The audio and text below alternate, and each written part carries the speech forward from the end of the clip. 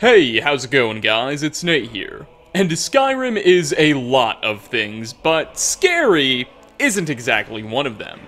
The Elder Scrolls V is about fantasy and adventure, not spooking our socks off. And save for maybe a quest or two, the title practically never makes an effort to get our hearts pumping in that way. Luckily, thanks to a robust modding community, what we can do in Skyrim isn't necessarily limited to the scope of the vanilla game and her DLCs. So, with October just around the corner, I figured that I finally had the excuse I needed to make this video. Just sit back and relax, as we reimagine Skyrim as a pretty scary experience with 5 creepy mods. Starting off, we're beginning a bit regional, with the Falkreath Hauntings by Opus Glass.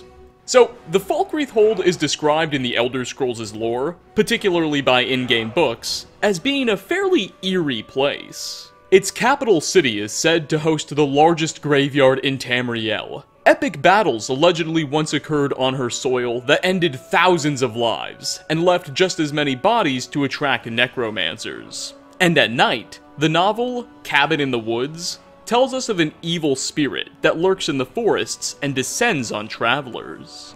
Yet, Skyrim's actual gameplay itself does a little with these concepts.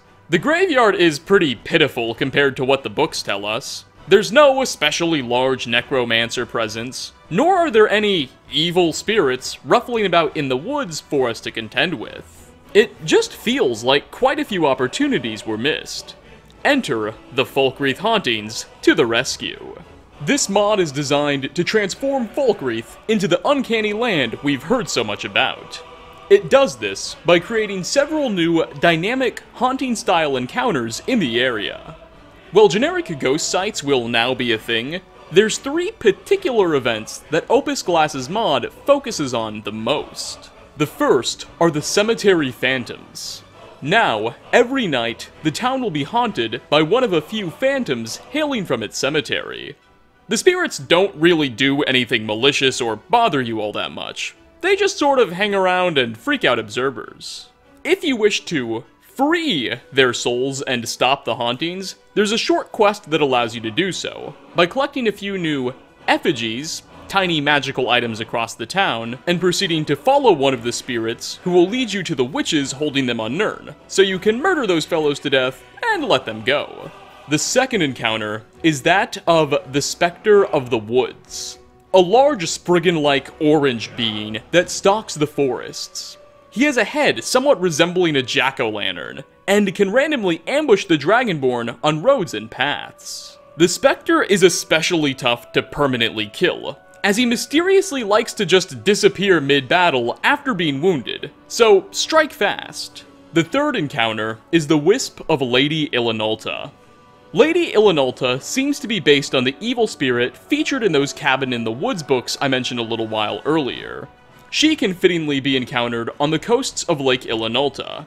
She's not so much as terrifying as she is a great little boss battle. She'll lure you onto the water, creating a bridge of ice as she hovers above it, and battle you right in the center of the lake. It's a fun and unique little engagement. As I've suggested, there's a bit more to this creation than what we've just gone over, but I'll leave that for you to discover, which you should easily be able to do, as the Falkreath Hauntings is available on both PC and on the Xbox One as well. Next on our list, cursed puppets and dolls are a pretty classical and frightening horror trope. There's something about a seemingly harmless object, like a children's toy, taking on an evil mind of its own that can really mess with us. And The Cursed Child's Doll by Mihail Mods is going to introduce such a concept to the world of the Elder Scrolls V, creating a frightening new enemy, or even potential ally, for the Dragonborn to meet. Now, once the mod is installed, it doesn't just start spawning in possessed puppets randomly throughout Skyrim, treating them like any other creature. It's actually got a really cool implementation. Instead, once downloaded, you can head on over to the Frostflow Lighthouse to get started. Frostflow Lighthouse, as many of you are likely all too familiar with, is a pretty well-known vanilla game location with an insanely tragic story. Not too long ago, a small family of Redguards moved in, thinking of the lighthouse as their dream home. but didn't know that just beneath it was a massive, Fulmer-infested cavern. One fateful night, the Fulmer tunneled their way into the lighthouse's basement and stormed the home, ultimately butchering the family. A really sad and disturbing tale. Well, with the cursed doll, the story of Frostflow will change a bit. According to the mods, one of the little girls who was slain with her family indeed had some strange magical powers, and shared a weird connection to her dolls. Now, in death, her ghost and a small legion of possessed puppets continue to guard the lighthouse and protect it from intruders. When we enter, we'll be attacked by the girl's ghost and the puppet army. And man, is it not something else. The dolls will be singing some creepy chant and move in such an abnormal fashion.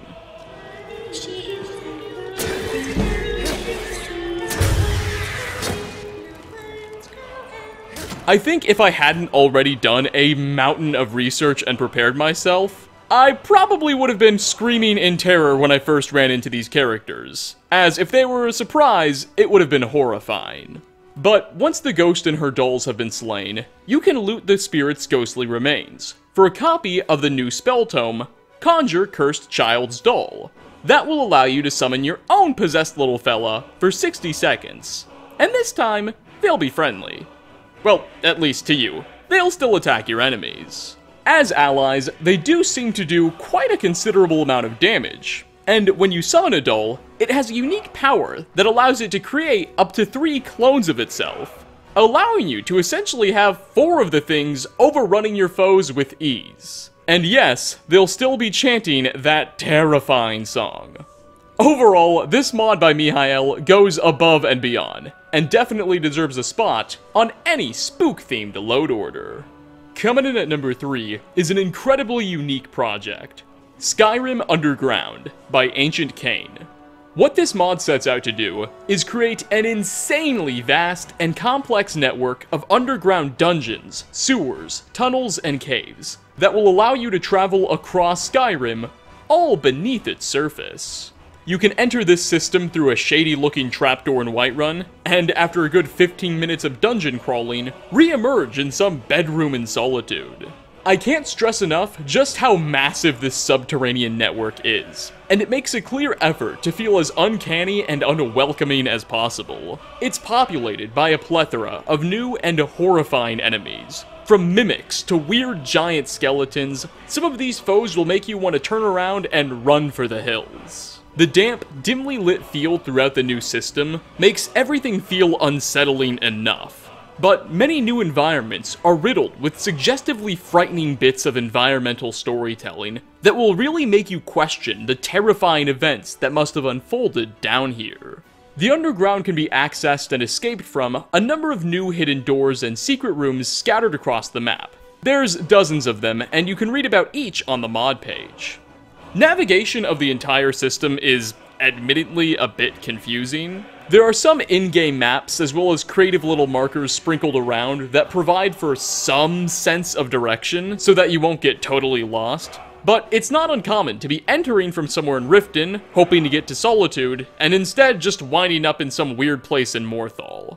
The confusing nature of this means that for quite a while, Skyrim's Underground will be a place that you visit to explore and be challenged, rather than as an effective alternative to above-ground transportation. Though, once you do get the hang of everything, it becomes a bit more viable in that regard. Nonetheless, the chance to soak up these new atmospheres alone is more than enough reason to give Skyrim Underground a go. You can download this mod for both Skyrim Legendary and Special Editions on the PC. For our 4th spot, we'll be revisiting Clockwork by Anti-Star.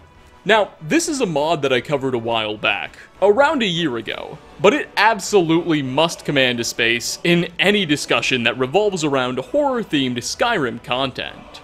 At its core, Clockwork is a major quest mod, centering around a strange manor deep in the Velothi Mountains that define Skyrim's border with Morrowind, and your efforts to escape from such a place. The mod begins when a chance encounter leads the Dragonborn to an ancient mine on the eastern edges of the map. As you enter, the doorway behind you will collapse into rubble, forcing you to forge ahead in this mysterious subterranean tunnel, with no hope of turning back. As you begin pushing forward, it will become increasingly clear that you're not alone. Someone, or something, is watching you. Over the next 20 to 45 minutes, you'll be forced to navigate what is undeniably one of the most frightening and largest dungeons the game has ever seen, as the mod manages to terrify you, but without depending on cheap pop-up tactics. Instead, it's the eerie environments, and the mod author's creative manipulation of it, combined with an urgent sense of being hunted by something, that's really gonna make one start to sweat. The introduction sequence is probably where the mod's horror emphasis is the most apparent and successful. But eventually the Dovahkiin will emerge from the haunted tunnels, to find themselves deep in the mountains, with a strange palace glimmering in the distance. Welcome to Clockwork Manor. As you approach, a pair of unsettling Dwemer robots will greet you, and reveal themselves as this building's owners and occupants, inviting you to stay for a while. With the tunnels behind you, again caved in, the player has no choice but to accept the offer. And the remainder of the mod's questline will see you slowly uncover the secrets of this castle, why it's abandoned, what these dwarven robots are doing, and most importantly, how to get out. There should be a good 2 to 3 hours worth of gameplay left, that definitely maintain that eerie, creepy theme. But again, I think it's the introduction that's the most frightening. Nevertheless, the entire mod offers a great experience, and you'll even walk away from it all with a humongous new player home. So all that mental agony won't go unrewarded. Clockwork is available across both Skyrim versions on PC, and of course, the Xbox One too. And finally, last but not least on our list, we have the Nightbringer. What this mod does is introduces a new character, called the Nightbringer, who boasts an appearance based upon the Grim Reaper. After the player has reached level 19, the Nightbringer will begin stalking and hunting you when you're outside of walled cities. When the Nightbringer begins approaching the player, it will become somewhat obvious, as the weather around you will change to a dark, foggy-esque tone. Even in broad daylight, it will begin to feel like it's become dark. Then he'll approach, attacking the player with a dangerous large scythe, and also using a number of magical effects. In the ensuing battle, this Reaper will prove himself a formidable foe, but you can defeat him with the right combination of good stats and some skill. After the Nightbringer has been slain, you've bought yourself 30 days, as he will not respawn in the game until another month has passed, so you've got a good amount of time. But this long interval between spawning in also makes the Nightbringer's reappearance usually a bit of a surprise, which I think is for the best. I mean, it's not nearly as terrifying if you're expecting something to happen, is it? No matter, even if you are, this mod is going to add an excellent layer of enjoyment to anyone hoping to be a little bit more spooked out during their time in The Elder Scrolls V. And with that, we are going to wrap up 5 of the scariest mods available for The Elder Scrolls V Skyrim. Thanks for watching, everybody. Which of what we tackled here today left you feeling the most unsettled? And what frightening mods should I feature next? Leave a comment down below. As always, like ratings are very much appreciated. Again, thanks for stopping by, and I hope to catch you all in my next video. Peace out, everyone.